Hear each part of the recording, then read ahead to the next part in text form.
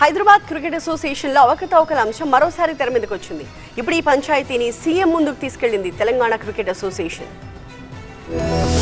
కొన్నేళ్లుగా రాష్ట్ర రాజకీయాలను కుదిపేస్తున్న హైదరాబాద్ క్రికెట్ అసోసియేషన్ అవినీతి అంశం కీలక మలుపు తీసుకుంది. సీఎం, డీజీపీ సహా సిఐడి అధికారులకు ఫిర్యాదు చేసిన తెలంగాణ క్రికెట్ అసోసియేషన్ అక్రమాలపై విచారణ జరిపించాలని డిమాండ్ చేసింది. హెచ్సీఏలో భారీగా అక్రమాలు జరిగాయని ఆరోపించిన టీసీఏ కార్యదర్శి గురువారెడ్డి విశాఖ ఇండస్ట్రీస్ ఆర్బిట్రేషన్ లో 69 కోట్ల రూపాయల స్కామ్ జరిగిందని చెప్పారు. ఇప్పటి వరకు 600 కోట్ల రూపాయలకు పైగా దోపిడీ జరిగిందన్నారు.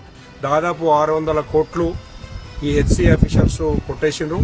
వాటిని రికవర్ చేయాలి, వాళ్ళ ఆస్తులు జప్తు చేయాలి. విశాఖ ఇండస్ట్రీస్ సంబంధించిన 69 కోట్లు కొట్టేసింది ఏదైతే ఉందో అందులో కుట్రదారులను కూడా అరెస్ట్ చేయాలి. ఆ 69 కోట్లు హెచ్సీఏ రిటర్న్ తీసుకురావాలని. ఇప్పటికే అవినీతి ఆరోపణలతో వివాదాస్పదంగా మారిన హెచ్సీఏ ప్రస్తుత పరిణామాలతో మరింత హాట్ టాపిక్ గా మారింది. తెలంగాణ క్రీడాకారుల కోసం వినియోగించాల్సిన సొమ్మును విశాఖ ఇండస్ట్రీస్ కి బదిలీ చేశారంటూ పరోక్షంగా మంత్రి వివేక్ ని గురువారెడ్డి టార్గెట్ చేస్తుండడం ఇప్పుడు చర్చనీయాంశమవుతోంది. ఈ అంశంలో అజరుద్దీన్ ఒత్తిళ్లు కూడా ఉన్నాయనే ఆరోపణలు వినిపిస్తున్నాయి. మరి సీఎం ముందుకు చేరిన ఈ వివాదానికి ఇప్పటికైనా ఫుల్ స్టాప్ పడుతుందా, మరింత ముందుకు సాగుతుందా అన్నదే ఇప్పుడు ఆసక్తికరం.